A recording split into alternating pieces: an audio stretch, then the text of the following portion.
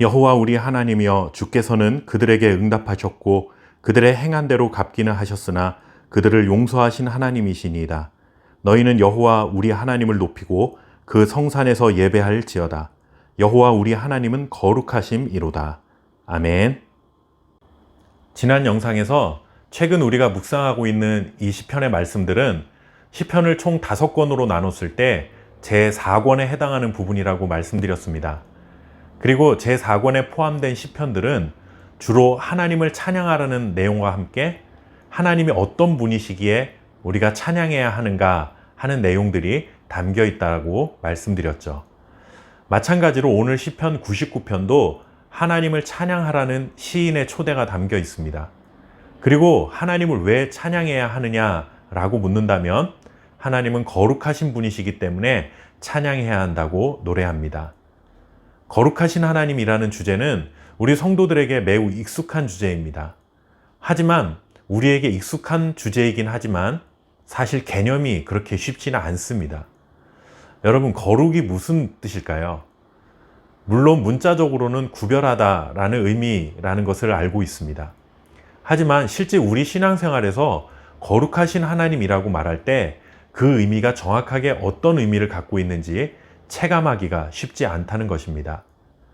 이런 문제는 성경을 연구하는 신학자들에게도 쉬운 문제는 아닌 것 같습니다. 어느 한 신학자는 거룩에 대하여 5가지 개념이 담겨 있다라고 가르치기도 했습니다. 첫째는 무서움과 공포심입니다.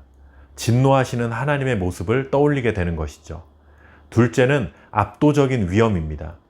우리 사람들이 범접하기에는 본질적으로 우리와 다른 존재라는 것이죠.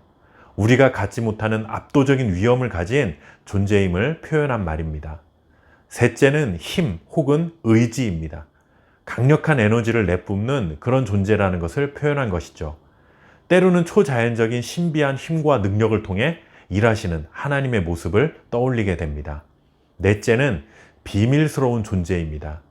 이것은 우리 사람들의 지혜와 지식으로는 도저히 이해할 수 없는, 우리가 넘어설 수 없는 초월적 존재라는 것을 표현한 말입니다.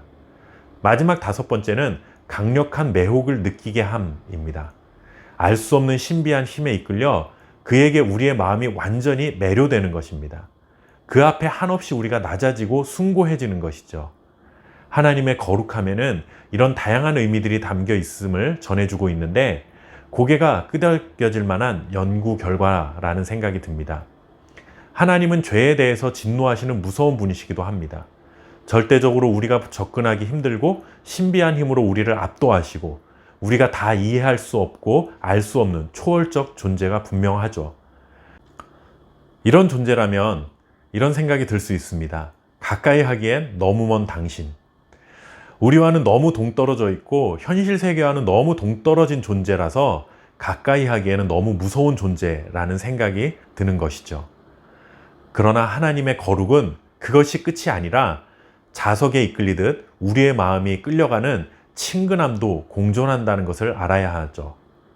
그것이 무엇일까요? 바로 용서하시는 하나님이십니다. 거룩함에 대한 여러 가지 의미를 우리가 조금 전에 살펴보았는데 그런 의미만 생각한다면 하나님은 멀리해야 할 존재가 맞습니다. 그 앞에 연약하고 부족한 우리는 매번 혼날 것 같고 쏟아내는 진노를 다 감당해야 할 것 같은 두려운 생각이 들죠.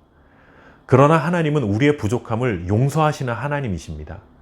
그래서 오늘 시인은 모세와 아론 그리고 사무엘을 등장시킵니다.